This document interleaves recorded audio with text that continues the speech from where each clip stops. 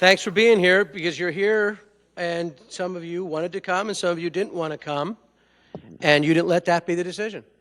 You came because you knew you needed to be here. It didn't matter if you were emotionally attached to that or not, but you came. You just showed up. Terry Bradshaw, who became one of the greatest quarterbacks of all time, wrote a book, and he was also a man of faith, and he said the key to his success is he kept showing up where he felt there would be value, for whatever reason, to be there.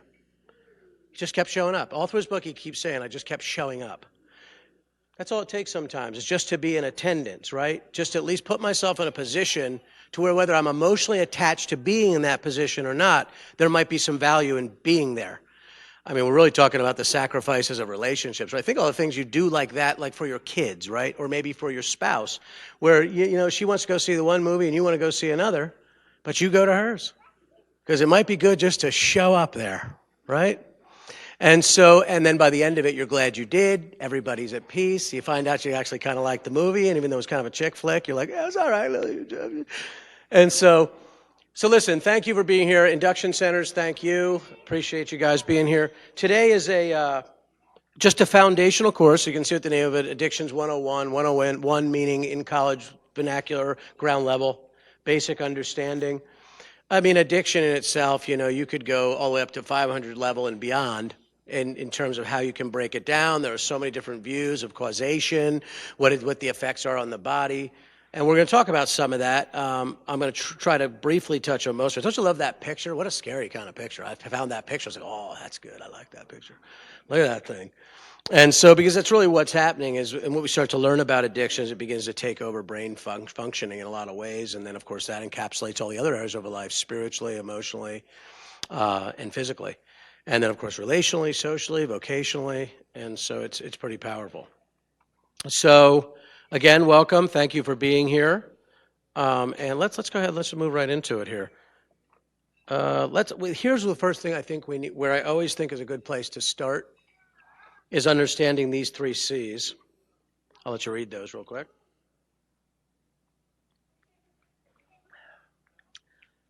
Addiction by nature, whether you want to look at it from a spiritual, biological, or emotional standpoint, its goal is to destroy and devour. It's design. You might say the same thing about cancer, right? But the problem with addiction is it's very different than other illnesses, afflictions, disorders, diseases, whatever your coining is for it, because it is so behavioral in nature. It's very behavioral in nature. And so because it's so behavioral in nature, we tend to have different views and responses to it. And one of the responses that we often have as parents and people who love these individuals that may have been in the process of rearing these individuals is we begin to take responsibility for the decisions that that person is making or the effect that that illness is having on them, that condition of addiction. The truth of the fact is when you really break down addiction in the way in which it manifests in a person's life, which is biological, sociological, physiological, and spiritual, you don't have the power to cause that. You don't.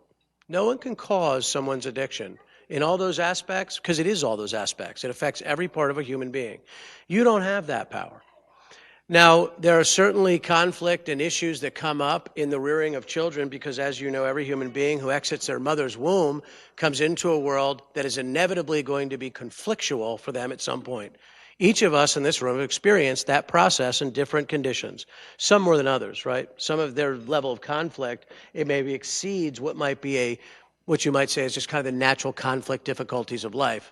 But even in those, all of them are difficult, whether it be everything from I experienced my parents' divorce and that caused some hurts in me to maybe the loss of a parent or maybe even being under the hands of abuse. That's in this room. You understand that being abused by the caregivers in our lives is not uncommon at all in this culture, sexually, emotionally, physically, verbally. It's in this room. And some of you are talking about those issues in your life, and some of you are trying to figure out how to resolve it without talking about it. And so each one of us, as a result of the conflict in our life, are responsible then for the choices that we make in response to that conflict in our life. No one else is responsible for that.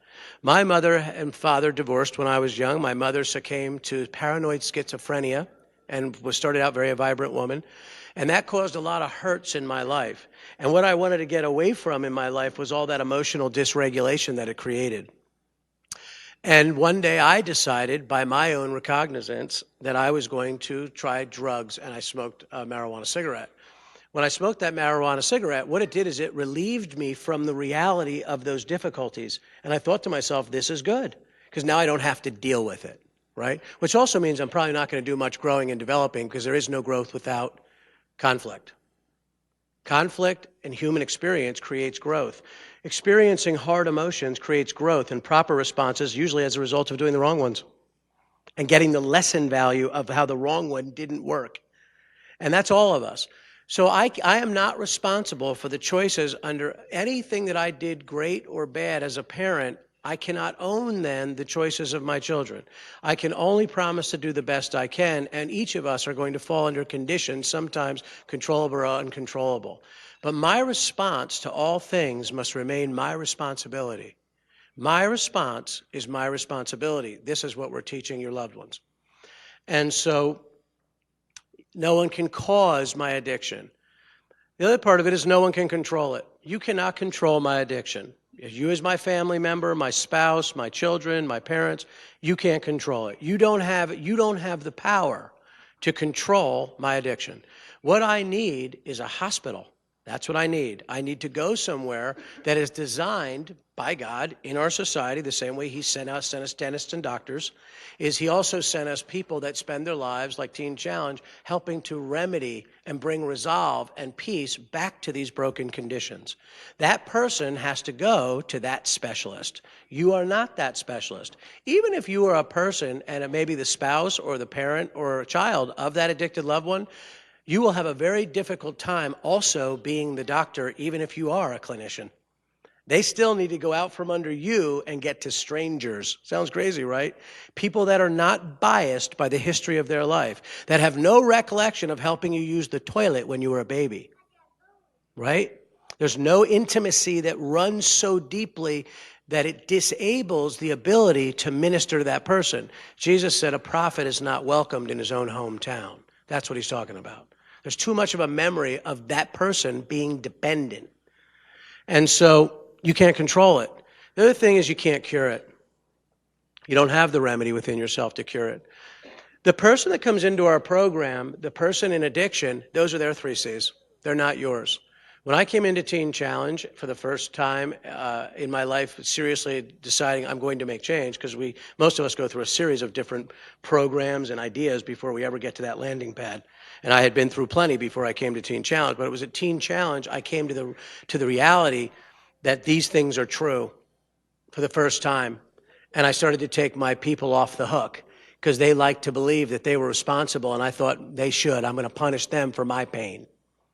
And they would believe it as their pain, which was even a little more, grotesque, I guess you could almost say, that I actually had them believing that they were responsible. And they accepted the responsibility. So they would send me anything I wanted at Teen Challenge. Brand new sneakers for a week. Lots of money. Does this sound familiar to anybody? I'm trying to empower you and get you off the hook. You are not responsible for the choices of your loved ones. They're responsible for their choices. We're all responsible for our own. So often we hear a student or a person in addiction blame a loved one and say, it's your fault for my addiction. Because if you guys wouldn't have got divorced, I wouldn't be an addict. If our brother didn't die in the Gulf War, I wouldn't be an addict. Why'd you let him go? If you wouldn't have allowed that person at the daycare to molest me, right? Big issues, right? I wouldn't be an addict.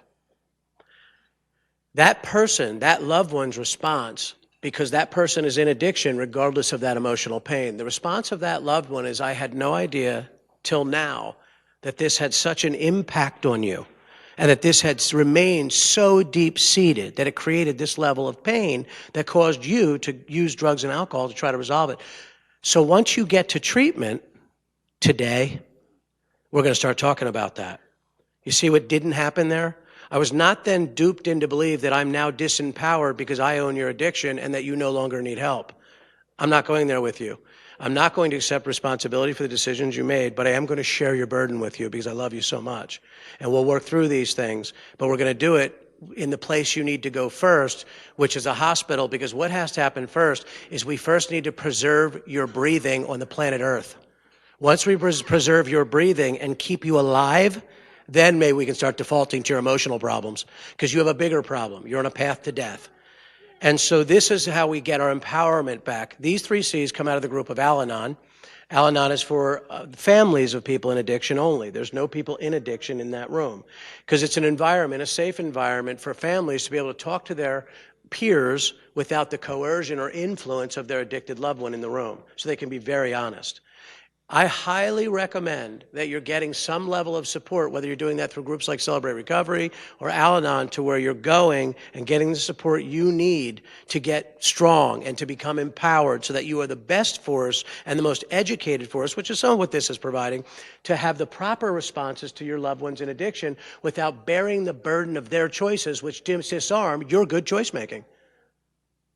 If I can get you to believe as an addicted person that I'm a victim of circumstances, your innate reaction is going to be to rescue me every time. You're going to keep me from facing the reality of what I need in my life to motivate the change. And you're going to continue to rescue me from the discomfort and motivation that I need. And some of the discomfort is not just the pain I'm causing externally. The discomfort is in the idea of having to take ownership for my choices. Holy mackerel, I have so many bad choices. What do I do with all those? It's way too overwhelming. It's got to be your fault. You got to do that work. I'm not doing all that. What are the things I've had 40 WIs? I ain't owning that. I'll not like me. I'm not going to like who I am as a result of this. And so it becomes a challenge. And so we have to help to motivate the person to see the value of going in and beginning that process, because remaining the same will be more tragic than the fear of change. So there has to be a greater fear of staying the same than the fear of change.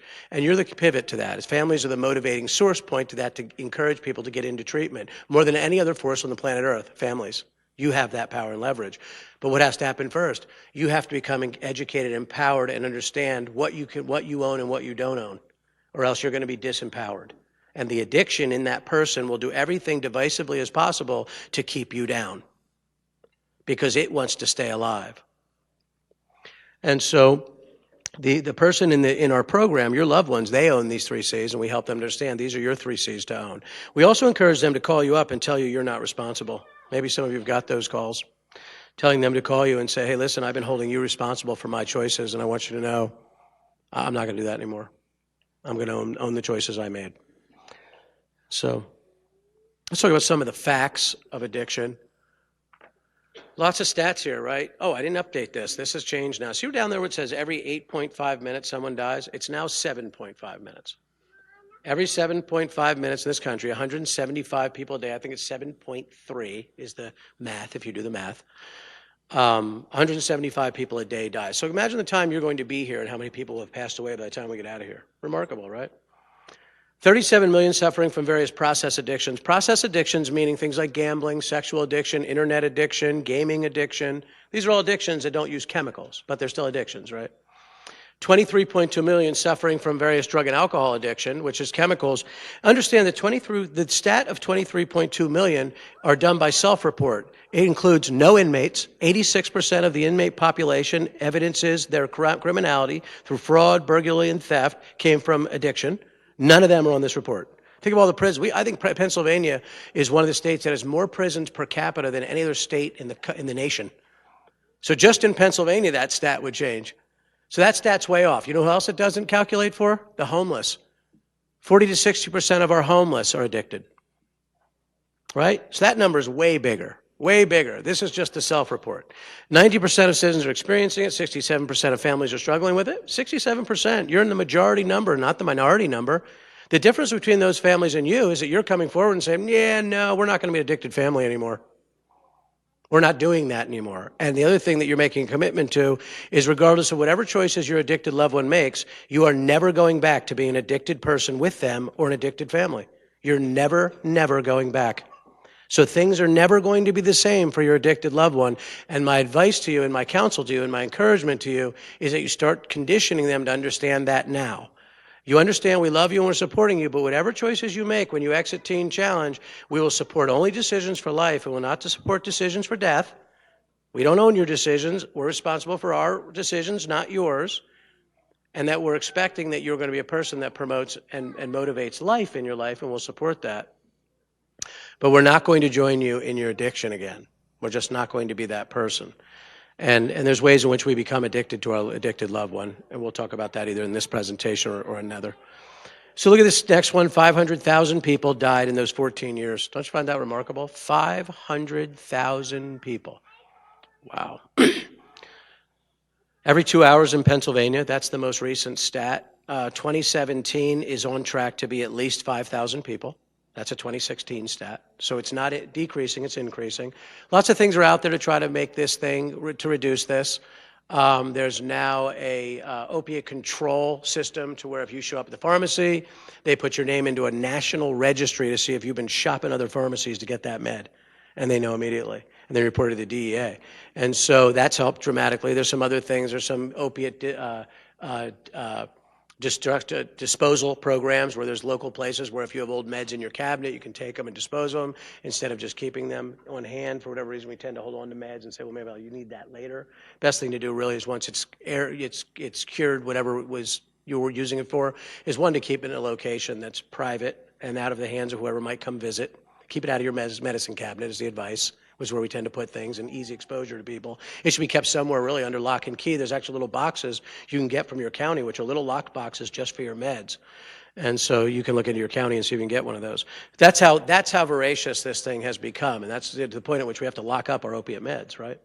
And it sounds crazy, but it's helping. It's helping to prevent the continued epidemic. And so every one of us in this room plays a role in that. Some of you right now might have some opiate pain meds that you're using as prescribed, so it's not causing in you any issues, but it's available maybe to others who it might be an issue for. So just be conscious of that. Next slide. These are just some definitions of addiction according to ASAM. I'm not going to read each one of these. There's some keywords like dysfunction in there. You do see the biological, physiological, social, and spiritual manifestations.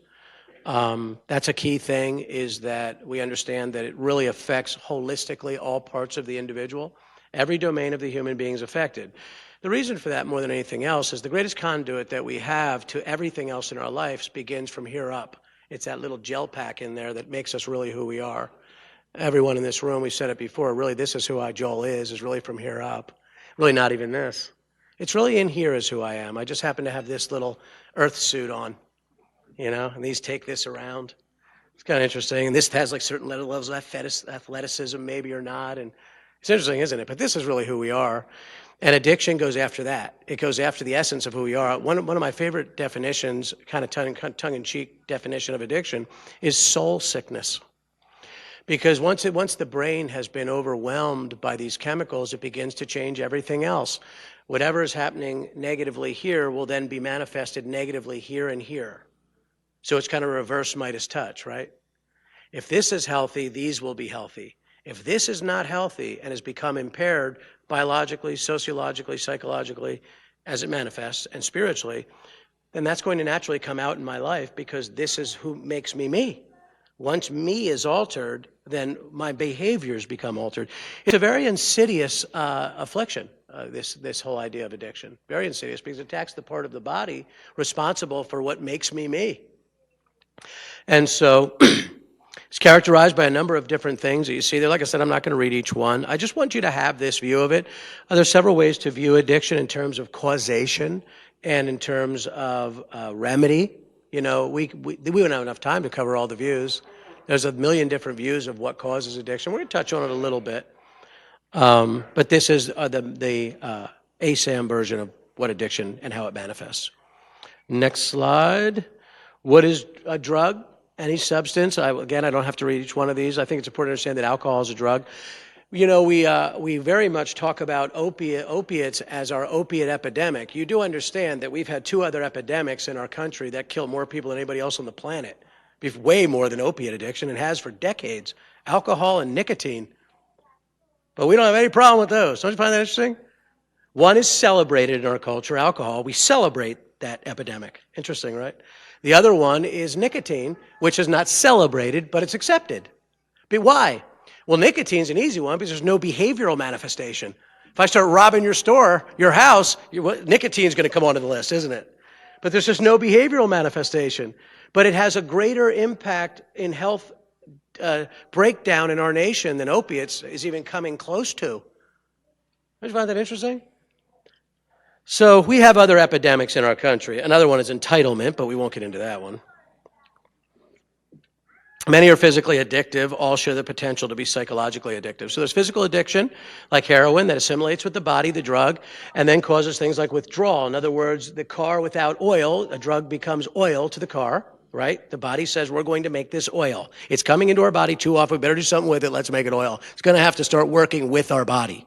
That's what the body does. It assimilates the drug through the endocrine system, lymphatic system. And so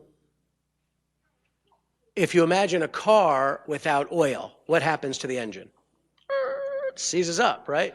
Well, that's what happens when the person in addiction no longer is using the drug or the alcohol or the benzos. Those are the three of them. Heroin, alcohol, and benzodiazepine tend to be the ones. Benzodiazepine are things like Xanax. You're familiar with those drugs by brand name. Those drugs seem to assimilate physically to the body. So when the user is not using, it's like a car without oil. And so the engine seizes up and it creates, a fever, flu-like symptoms, times 100. Our CEO often says, if you're not familiar, our CEO is a graduate of the program. So am I, by the way, if you're just meeting me for the first time. Graduated this program, 20 years of addiction, in 2003 or 2004. And our CEO is a graduate from 2007, and he describes his heroin use as his bones exploding from the inside out. And that's his withdrawal. And so there's a physical addiction, but there's also a psychological addiction that's very insidious. We see this in things like stimulants. Cocaine is a big one. Crack cocaine, maybe the worst of the psychological dependencies. The brain saying, use this or you're dead.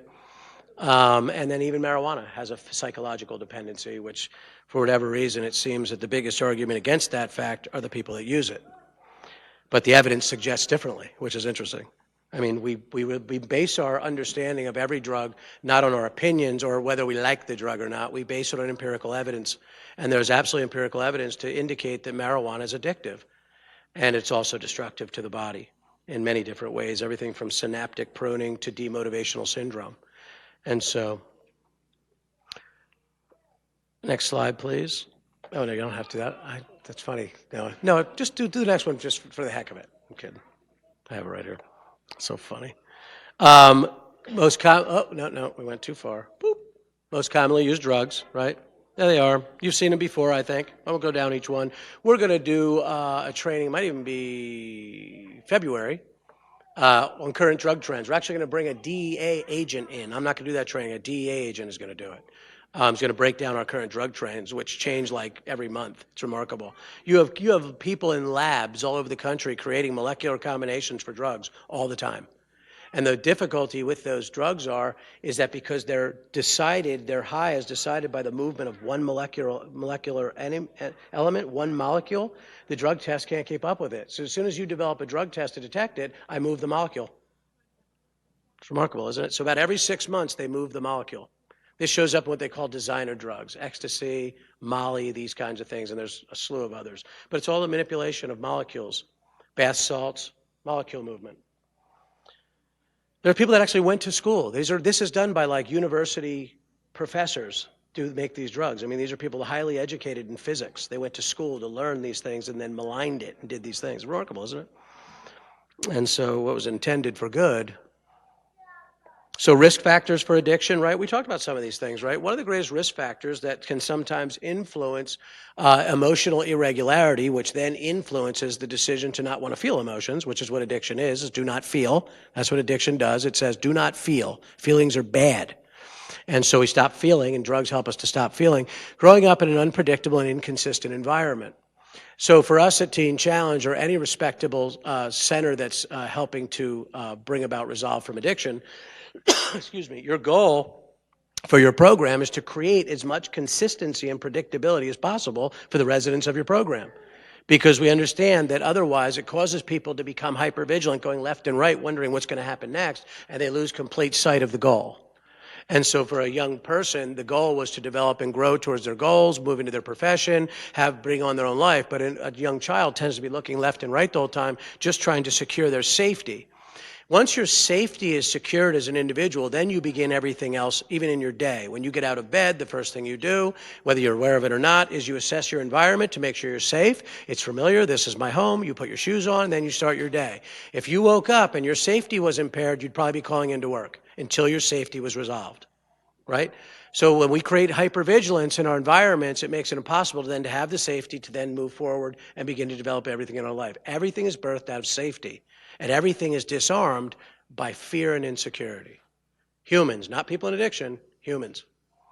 This is where we come into faith, because you have to understand a large part of any faith system, including ours, which would be a Christian faith system, is that generally the faith system is saying, I will be the one that is going to provide you your security. And that becomes the starting point so that we can begin everything else, that in the midst of trauma, trial, conflict, I have a source point for my security. The other choice is to find it in ourselves, and folks will go either way. And so, next slide here is protective factors, right? These are things that help to reduce the likelihood of a person wanting to escape hard emotions. Again, nobody's responsible for the risk factors. The choice of that loved one is a result of those risk factors. For whatever reason, there are certain cards that each one of us are dealt, some harder than others for a number of different reasons that are, some, for the most part, inexplicable. We certainly can come into agreement that life certainly isn't fair. We love to make it so, but it's kind of an illusion. Life certainly is not fair. We all figure out how we're going to find a balance in a really unfair world, right? And try to bring a personal fairness in.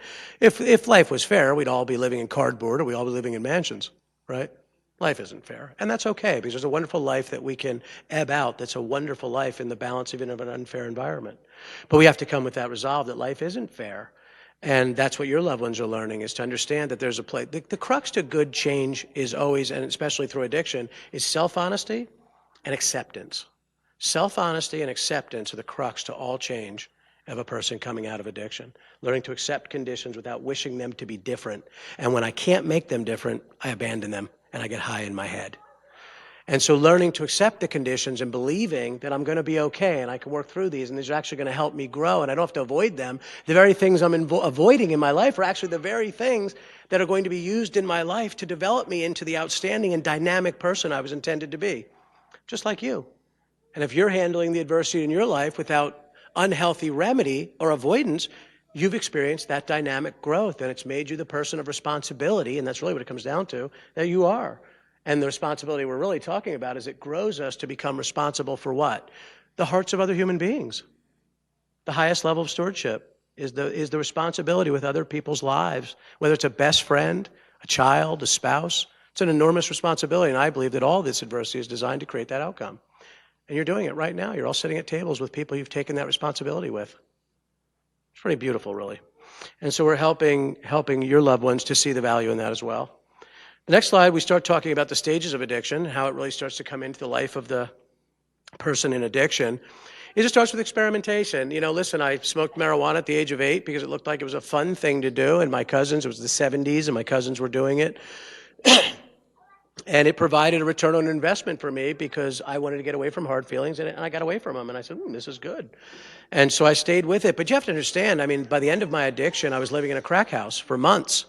A full-blown crack addict, using every day, almost probably 5 years, every day, all day, getting high. It's remarkable, isn't it? Talk about sustaining power. You would think after 7 years of daily usage, I'd be totally physically shot out or mentally shot. It's amazing how this change process, and certainly for me as a believer, my faith and how God has worked in my life and worked through the anatomy he created, the healing in my brain and the plasticity that happens for your loved ones. And there's a wonderful level of brain healing that tends to overcompensate, which is interesting, and actually brings you back stronger. Don't you find that remarkable? The brain's healing power.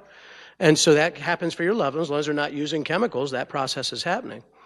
And so the point I'm making is I never woke up one day to be a full-blown crack addict and live in a crack house. Man, I thought I was just smoking a cigarette. I had no idea it was going to lead to that. And so what began as experimentation began to move into this next stage, which is abuse, which is simply defined as the continued use despite the social and legal consequences. which is the indication that addiction may soon be coming, because even though I'm getting consequences, I still have this certain level of desire for it. So it's a continued use, and that's where it's abuse, despite the consequences. You can see some of the breakdown in criteria there, right? Frequency. Did I make the change? No, sorry, guys. There it is. Abuse. Continued use underlined there. And you can see the little criteria breakdown that starts to indicate that it's moved away from experimentation, it's moving into abuse. So probably at this point, some style changes are starting to happen. I'm probably starting to move away from things I used to like to do, and I'm not really doing those things anymore. Maybe my friendships have began to change. Maybe even my behavioral patterns, sleep patterns, social life in general began to change. And parents, we see this, and we're like, man, things just aren't making sense. I mean, things have to make sense. We learn people's patterns. We give ourselves up to others all day long. You know that, because we're all creatures of habit. So when those habits begin to change, in that moment as a parent or a loved one, you go, that doesn't really make sense that they did that. The one time maybe it did because it was isolated, they ran out of gas, but this is like the fourth time that behavior. The point is, it's usually about at this point, we start as parents and loved ones to see red flags. We want to believe that there's not a problem, so we'll often not even address our loved one, because we just want to believe that even if it's something, it's a phase, and because we don't want to have to get into all that craziness if it is what it is. And I would say we have to break down that fear, and we have to address our loved ones and say, listen, man, things have to make sense. This isn't making sense. Maybe you're experiencing that right now with someone you know, and you're saying to yourself, these patterns are different. I mean, why am I not addressing it? I would encourage you to address it. Get counsel, right? Maybe get some people around you that help to support that initiation with that person. Because you're not supposed to go any of this alone. You were never designed to deal with any of your hardship alone. God has surrounded you with lots of people to help you and professionals. And so I would start breaching the subject. Again, the key word here is continued use, but then we move into this one, which is the actual addiction and dependency, where we see that we see two things. Often we see withdrawal symptoms, meaning that when that person doesn't use, it creates a physical response. And it can be a psychological response too. If I'm a person that's using stimulants, I may not have withdrawal symptoms that are necessarily physical, where I'm vomiting or I have cold sweats, but you may find that I'm incredibly irritable, impatient, dramatic highs and lows, mood swings, irrational behavior. That's all a result of the quote-unquote withdrawal of like a stimulant. Now, the key word here is compulsive use. That means even though in my rationale I know that this thing isn't good for me, it's no longer even desirable, it's now moved into what I'm perceiving as a need despite the consequences. So a tongue-in-cheek expression of addiction and how you can know a person's addicted is they continue to use despite the obvious consequences. Where everyone else, including you, has a very lucid view, being unaffected by the addiction, to say, you realize that's like your third DUI, right? Everybody gets a DUI. How are you supposed to go to the bar in our culture if you don't drive? It's ridiculous, right? Because it's now I start to rationalize and minimize away the reality through delusion and denial. And that's now we can see that there's now an actual brain change in my executive functioning and how I'm viewing my life. And that, of course, carries over to everything else. It controls my spiritual life, because there's a spiritual component to this as well. There's an emotional component to this as well. There's a relational component that's all being maligned and exacerbating this response. Because remember, even as a person of faith, the conduit to your relationship with your person of faith or God, you know where that goes through, right? That little gel pack. That's where it goes through. That's how you initiate with the Lord all day long. There's a book by Joyce Myers called Battlefield of the Mind. This is where it all goes down, even in your faith. So if this starts to become impaired, whether it be through what you might categorize as a sin issue in that person's life, or a rebelliousness to God, or a biological impairment, or emotional disorder, however you're coining it in your own standpoint, the gel pack's been negatively affected, which means the communication is breaking down both vertically and horizontally. Everything is broken down, and it becomes an isolated, hijacked gel pack. It's hijacked.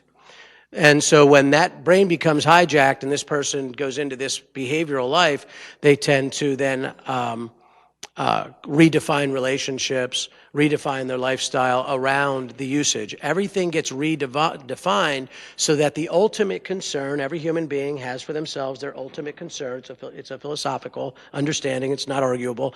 There's one thing that you prioritize in your life, and you can kind of know what that is because you die for it. That's your ultimate concern. Everybody has one. You have two choices. Either your system of faith is your ultimate concern, or things. So each person picks whichever one that is. For sometimes parents, it's their children. And so the ultimate concern that makes everything else have any meaning for the person in addiction is the chemical of choice. That's my ultimate concern. So whatever my ultimate concern is will dictate how I invest in everything else in my life. It's wonderful that we all have an ultimate concern. If there's no way you can't have an ultimate concern, or if, for better wording for you, a place of worship. We all have something we worship, is really what we're talking about. But when that becomes maligned or out of order, then it creates disharmony and disbalance to everything else in your life. That doesn't apply to just negative things that you add to your life that create disharmony out of balance, like drugs and alcohol. But if you're a person of faith and you're calling your boss every week and saying, no, I had to continue to pray and not come to work, you're going to lose your job. And God's going to be like, why weren't you going to work? That was silly. Because even that can become maligned. So you have to be careful here. A place of worship, even if it has a source point of wellness and goodness, if I over-exacerbate that and lose my sense of balance to maintenance other things, even that can become troublesome. And so our goal is to find balance in our lives. Addiction and the addictive lifestyle is really a process of individuals trying to live a life of extremes. And it's always either extreme highs or extreme lows, and believing that somehow they're going to be able to maintain that lifestyle in extreme highs or extreme lows. The equivalent would be believing that I can always be jumping out of an airplane. I can live my life on a roller coaster, right? I'm either descending down the hill rapidly with madness, or I'm with anxiety going up it. You can't live that way. Sometimes what do you have to do? You got to get off the roller coaster. What makes a roller coaster so enjoyable? It's extreme and short-lived. You're not always jumping out of an airplane. And some people love to jump out of an airplane. It's it doesn't change their lifestyle. It's a one quick fix, feels good, and now I'm back to regular living. Addiction believes that you're always living in extreme and you have to stay there. Human beings cannot live in a constant state of extreme, expect they're going to balance their lives and not have everything else in their life break down. All those other things require balance and maintenance. But the addiction says, no, always be jumping out of the plane. Everything else is just going to have to wait. What funeral? What wedding? I have to jump out of the airplane. And so it just doesn't work. So the difference between addiction here for our purpose of study, and one thing I want you to take away from when we say drug addiction or dependency is I want you to think of addiction as the lifestyle, continuing to use despite the consequences. My social culture of other people that I use with, my subculture, that's the addiction. The thing that causes me to steal, and now I've become a person of manipulation and deception, that's addiction. Dependency is the actual physical dependency, the biological dependency on the drug, which tends to motivate the lifestyle, right? And vice versa. It's this ever fixating continuum. And so so now we have a physical dependency and we have a lifestyle change. And so everything begins to break down by the demand for the dependency, creating changes in my behavioral life, which then creates changes in all the domains of my life. And then families say, whoa, wait a minute, something's way out of whack, you need help. Unfortunately, for many of us, by the time we respond to a person in addiction, it's probably reactive to once they began to do all kinds of destructive things. And we learn incredible value lessons as a response to this destructive behavior, right? And things that maybe we coulda, shoulda, woulda be doing differently. But if you really think about it, that's kind of humanity, though, isn't it, too? Some of the greatest things we've ever determined as valuable came as a result of tragedy, right? Terrible things. And we went, we got to fix that and make it better. I mean, our whole nation is built on that philosophy. So it's not uncommon that it would happen interpersonally with a family, right? Our goal for you is families, and many of you have already on the other side of this, but you're going to meet other families, is to encourage them that things have to make sense and begin engaging before it becomes that, right? Education from the results now come back into it and guide us to be proactive as a result of once being reactive to get the info, right? We were reactive, learned, and now we come to you and say, here's some proactive stuff to avoid our tragedy, which is the condition of our nation, everything that has real great value, right? And so that's what we're giving you to give others. And there might be another member of your family still struggling with addiction that just hasn't come in yet. That's the information. Say, wait a minute, things have to make sense. We're going to engage you. We have the suspicion here by your behavior that you might be in a lifestyle that's at least counterproductive. And so we need to start talking about it. And you may discover it's the onset of an addiction that's still just in the abuse stage. Here's the DSM criteria for substance use disorder. This is what a psychologist or a clinician often refers to this manual, just to help to break down what might be some signature of a person in addiction. These are just that disorder criteria. So I don't need to read each one of those. We've really talked about most. And then this is the career cycle of addiction that we wake up to every day. And we go into a process of hustling, copying, getting high, and avoiding the consequences all day long. Hustling, copying, getting high, avoiding the consequences. Hustling means manipulating others to get our needs met. Once I have my needs met, then I go into all kinds of seedy and shady environments and get my needs met. And of course, I'm one of those seedy and shady people because that's my lifestyle. Not my value or worth, but certainly by my behaviors. Once I have my drug of choice, I come into the environment where I can get high. In most cases, it's probably a place that somebody else owns. Probably it's your house, probably either your child or a spouse or something, and I use in your home. And then my goal is because naturally this process creates consequences. I can't pay my bills, I'm late for work, and now I'm going to use you to help me avoid my consequences. I need you to bail me out of jail, I need you to give me $20, I need you to fix my car, I need you to give me rides, I need a meal today, I need a shower today. You have all the resources I need, all the basic needs in your home that help to, little do you know, support my addiction. Because if I was caused to have those needs, those basic needs met on my own recognizance, I'd never be able to do it. But because I can, ultimately what ends up happening is families, unbeknownst to them, is you end up supporting and funding my addiction.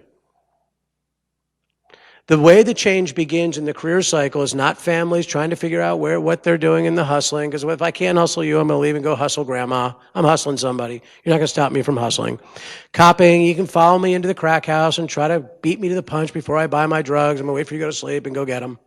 You're not going to be able to keep me from getting high by flushing my drugs down the toilet. I'm just going to go get more drugs later. But when you stop helping me avoid my consequences, and then that creates a level of discomfort, it now creates the motivation for me to change. I discover when I get high in your home that all you ever want to do is argue with me, but you never want to hold me accountable. There's no ultimatums. So what I've just found, and this is a true story, I found that now when my father or my stepmother comes to my bedroom door and says, "You're sleeping again? Aren't you up looking for a job?" I answer her by going, "Moogly, buggly, shaggly, boo." That's all I have to do. And I literally would do that. And she goes, "That's ridiculous. Wait till your father comes in." And all he does is come in and talk to me. There's no consequences, no ultimatum. They all know I'm a total addicted person. But nobody's doing any further steps, so I can have my crack and smoke it too. And I stay in that for years. Years and years is all we do is argue. But there's never any conditions for change. My addiction is going to fight you all day long to stay the same. If you don't create some discomfort to motivate the change, why would I ever change? Some of the greatest change that you've ever done in your life has come as a result of pain and discomfort. And this nation, by the way. We're in this nation because of the discomfort under British rule. That's why we're in this nation. Discomfort is a wonderful motivator. And when we relieve people from the discomfort to motivate change, we keep them stuck. And we do it out of the feelings of love instead of the duty of love. And duty of love is a much higher order. And it's hard sometimes to operate out of the duty of love because we feel such a need to be connected emotionally. But sometimes we have to motivate out of a greater sense of love things that are not easy to do. The Bible says there's a time to embrace and a time to refrain from embracing. It's hard for us as people. And so we try to love on these people, love on them. What we end up doing is, the expression we use in these circles, sometimes we love people to death. And not always literally, but we keep them stuck. And so the goal here for families is to break this cycle by not being a relief for the consequences. Stop calling the boss and saying, "Yeah, he's sick," when the truth is he or she's not even home. You know, and they haven't seen him for weeks. But you're thinking if they can just keep their job, they're going to get better, as if the job is going to produce the remedy. If good jobs and good homes and good cars produce the remedy for addiction, we would just send everybody to groups like Manpower, work temp agencies. There'd be no need to even come to recovery. Jobs don't solve people. A process of change internally, spiritual and emotional, a cognitive hospital like Teen Challenge, especially for the rate of time that we can have an individual. Even with 30-day guys and gals come over into our long-term program, it even further increases the likelihood of having the time to create those changes. So if you have folks, and if there's 30-day short-term folks here and you have folks in those programs, I encourage you to start motivating them and corralling them as a family and say, "Hey, listen, we really believe your benefit to this process is that you go next door so you can have a longer period of time to get the healing you need." It's hard to get healing in just 30 days. It can be done, but it's hard. And so I would encourage you to try to motivate them to get next door. So this process is the career cycle of addiction, and we will stay in this until one thing happens. The only reason your loved one comes into our program and out of addiction, the only reason anyone comes out of their addiction is because they can no longer separate the high from the consequences. If we could separate the high from the consequences, do you understand that all of us right now would probably be as high as we could possibly be, hiccuping on alcohol? Why? It feels good. That's why. But the problem is, even though it feels good, it kills people. And so, because it feels good is not a reason to continue doing it. So no one is wanting to come to treatment. People are willing to come because of the rate of discomfort that's caused them to want to come.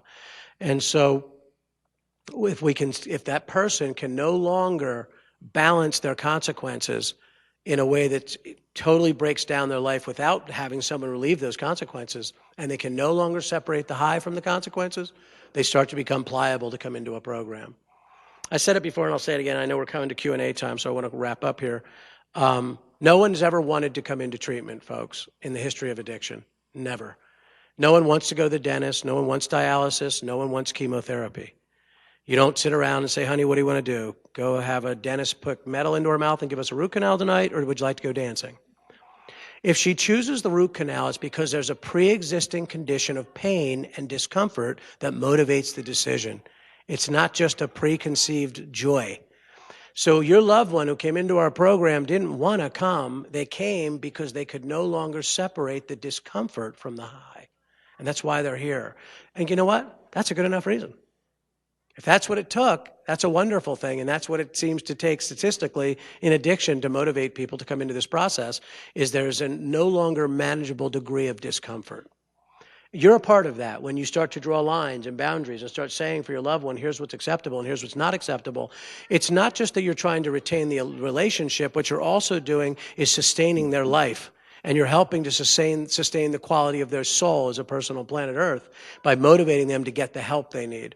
Certainly, if we had a person with cancer who came home and said they got diagnosed with cancer and said, I'm going to do nothing about it and just lay around the couch and continue to add the things to my body that create cancer, maybe it was from smoking, would you accept that?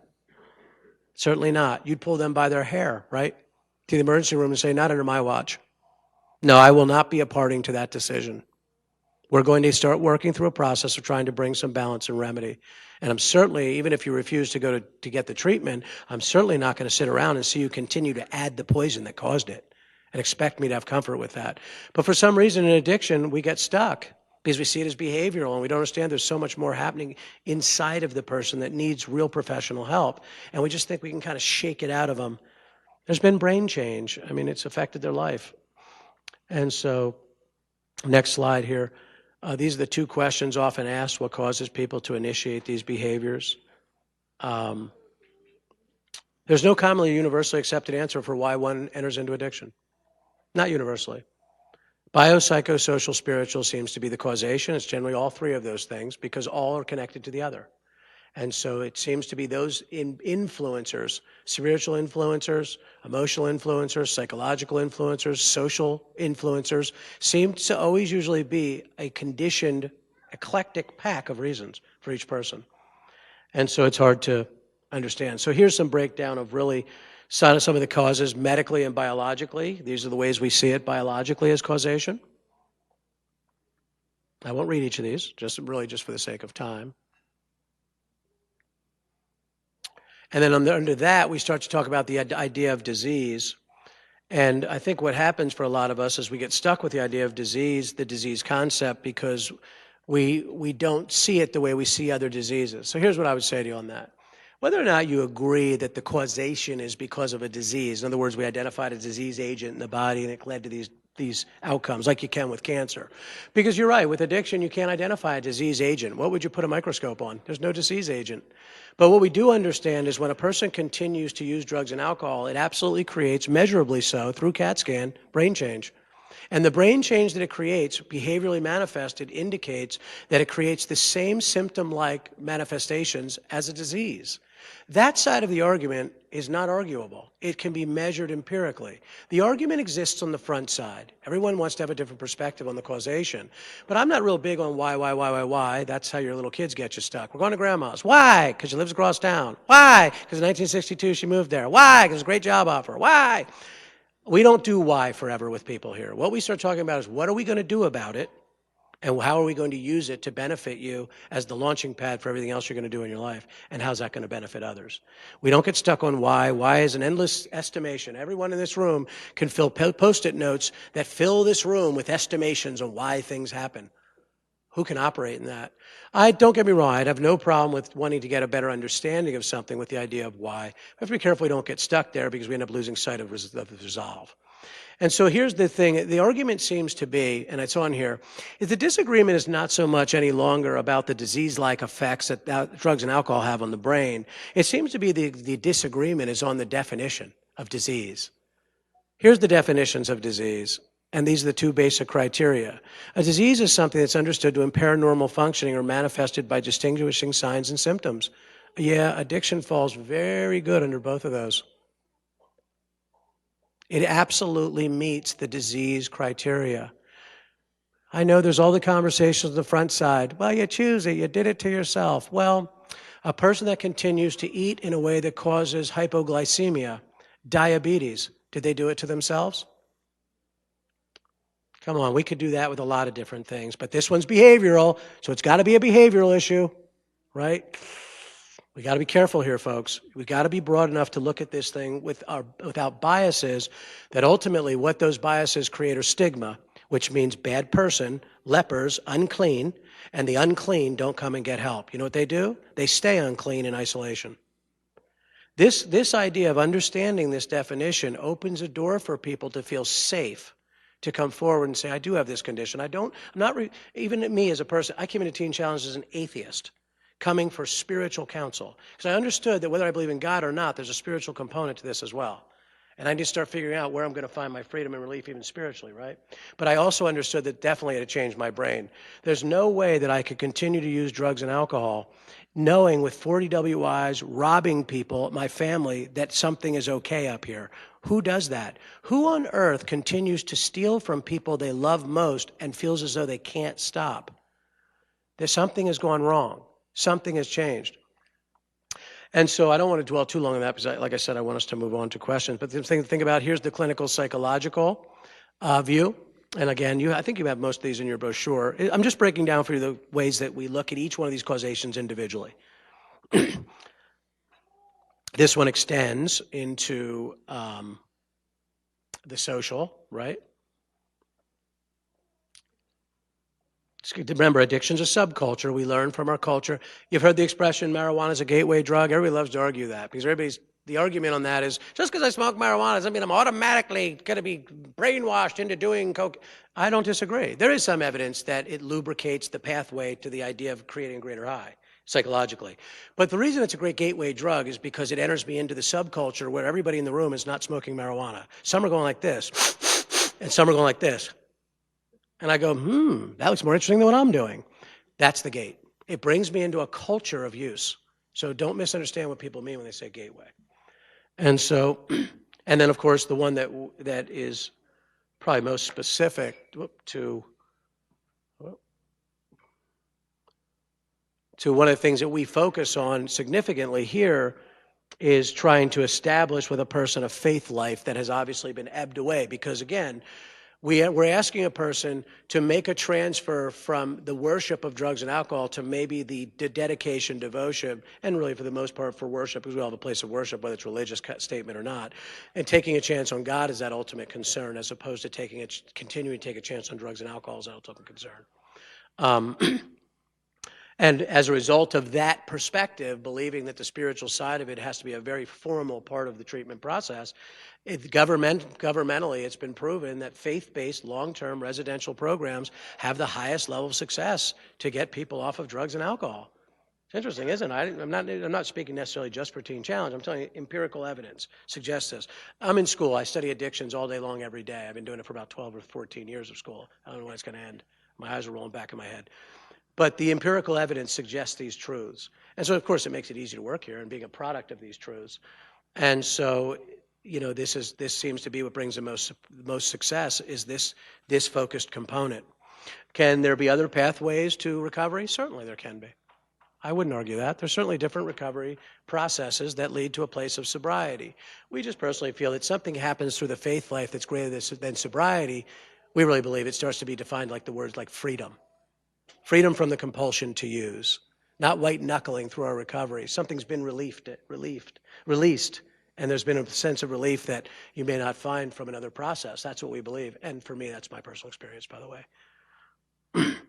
And so, consequences of addiction, right? Look at all these. I mean, it's basically every domain of a person's life, right?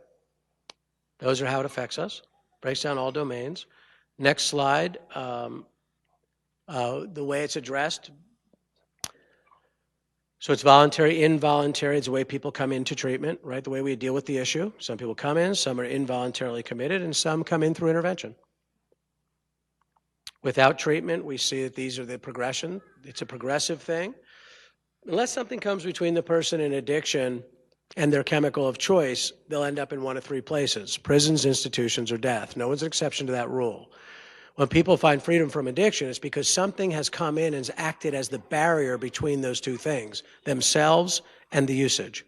And that can happen in a variety of different ways. That can be a psychological decision. That can be a physical criminality decision. That can be an intervention result. Something has come in between the usage. Next slide. Look at these, just some of the costs to society, right? Remarkable. And these are older stats. These stats, look at some of the years on these. I mean, this is just what we've been able to dig up over the last couple of years to see some evidence. But once this opiate epidemic starts to get studied out more in terms of its impacts on society, which will probably start happening like the next 1 or 2 years, where do you see those stats? Those stats are going to make these look ridiculous. This is before the opiate epidemic. And it's already exorbitant, right? And then, of course, that's how many people actually ever make it to treatment. 23.2 million addicts in this country are addicted persons, and only 10% ever make it to a process of change. And guess what? You're one of them.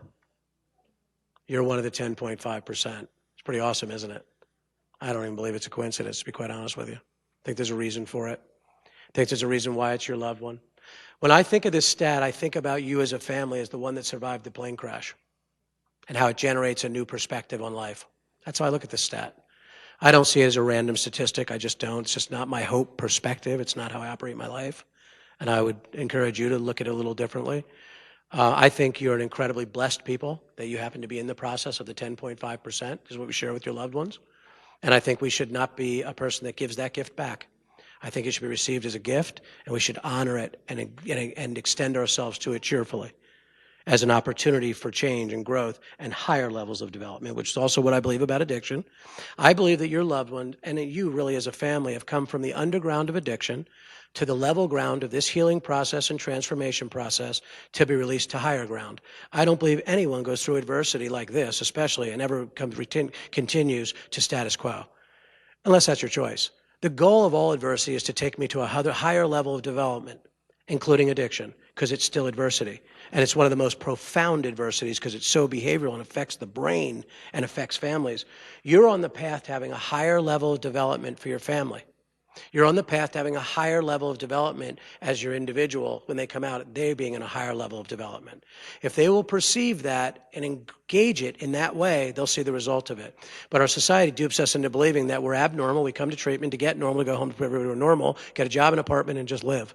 I don't believe that's the point of addiction. I just don't, because I don't believe it's the point of adversity. I believe that adversity is designed to create higher levels of development. So you have a choice on how you want to perceive it, because however you perceive it will be directly conducive to the results of it. Right? So I'm going to credit to you that level of faith as we continue to pray for you, that it's bringing you to a higher level of development. We're just asking for you to partner with our prayers for you. And that's how we're going to close.